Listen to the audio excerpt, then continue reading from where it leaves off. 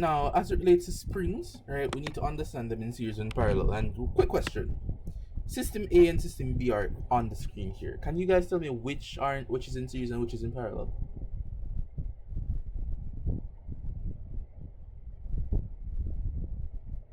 Which is in series and which is in parallel?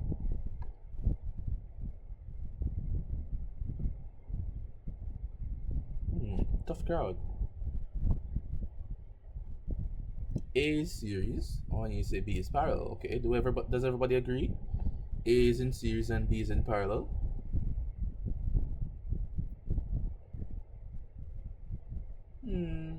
More or less. Not hearing anything from anyone else. Okay.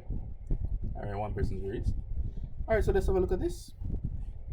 A spring in series, so it's in series. When springs are connected in series, the effective spring constant KEF. Now, note that there are two spring constants. The spring constant of this spring, right, K1, and spring constant of this spring, K2. So there are two.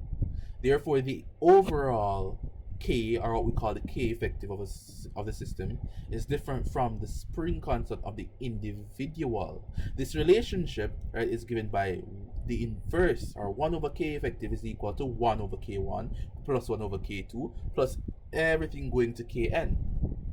So that would be the sum of the inverse of the spring constants will give us the inverse of the K effective. Alright? So that is the relationship that you need there. Important relationship. Right? So where K's are the individual spring constants. Spring constants. Is that fine, everyone? Everything is good there. Alright. Let's move on.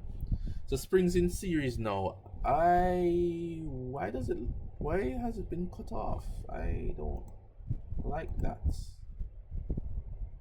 I don't like the fact that give me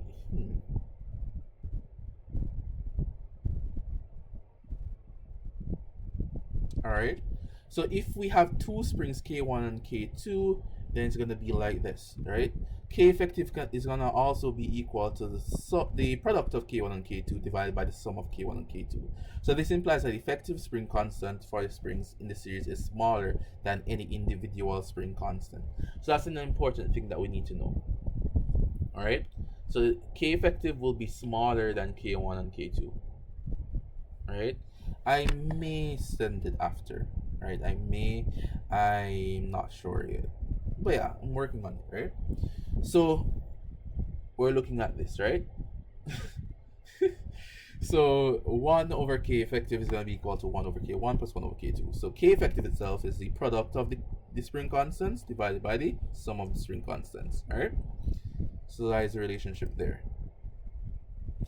The period of mass spring system. So the period T for a mass attached to two springs in series with the effective spring constant K effective is going to give us this.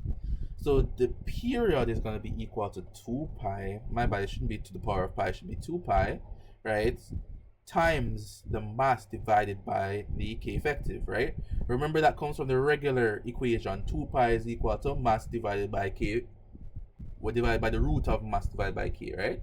That was the initial thing. Period is equal to 2 pi, right? Root m over K. Right, that was a regular one. So if we have it now in series, then we need to look at K effective. Therefore, it's going to be equal to 2 pi root m over the sum of the spring constants divided by the product of spring constants divided by the sum of the spring constants, right? And we end up with period being equal to that. So that's a period of the mass spring system in series. Alright? Thus, when the springs are in series, the period of oscillation increases because the effective spring constant decreases. Right? So we're looking at that. So remember, here now, T is proportional, inverse proportional rather, to the K effective. So as K effective decreases, the period increases. And we know the period is the amount of time it takes to complete one oscillation. Alright? So we have that there. So if you did the experiment, right, it would make it way more apparent, right? But I'll look in the simulations to see if we can just simulate this, right? Hopefully we can. Hopefully my past self put a simulation after this for us to do it, right? If not, we can do this simulation sometime here, all right? But yeah, so this is a relationship that we established from springs in series. Alrighty. So we come from understanding where the K effective comes from, what the K effective is in series, and then now the period, given that we have springs in series. Now, for springs in parallel, it is different, where the K effective is nothing but the sum of the constants. So you don't have to wonder about 1 upon this and 1 upon that. It's just a sum.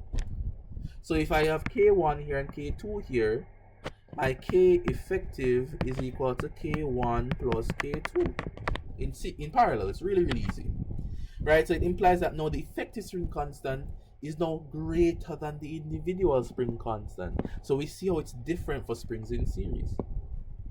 So when we have the springs in series, the K effective is less than the individual K, but for parallel, it is greater.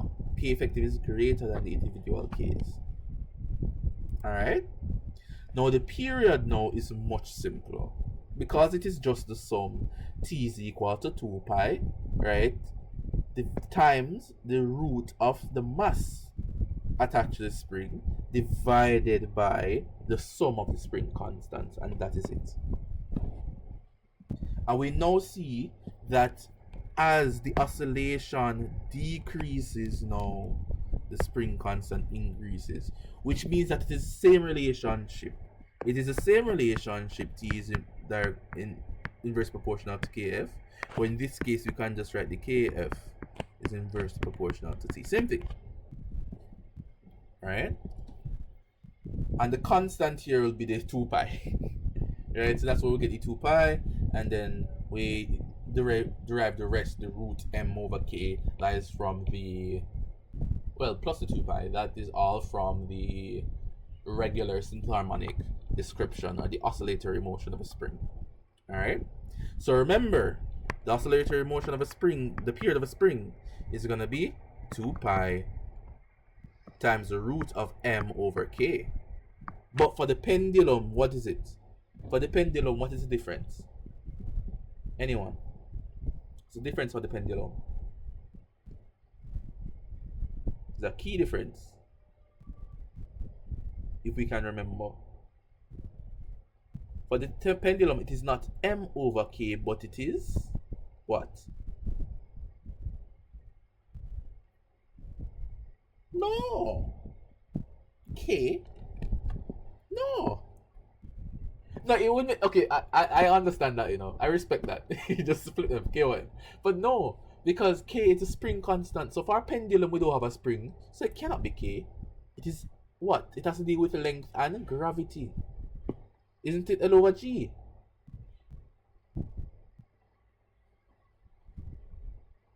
Oh, no. Alright? So I'm just saying that in this case it's a spring, but I wanted to see if you guys remember the one for the pendulum, the period of the pendulum. Alright? But that is really springs in parallel and springs in series. It is a random offshoot in the syllabus that I guess Cape wanted you to understand. And that is the understanding there. That is it.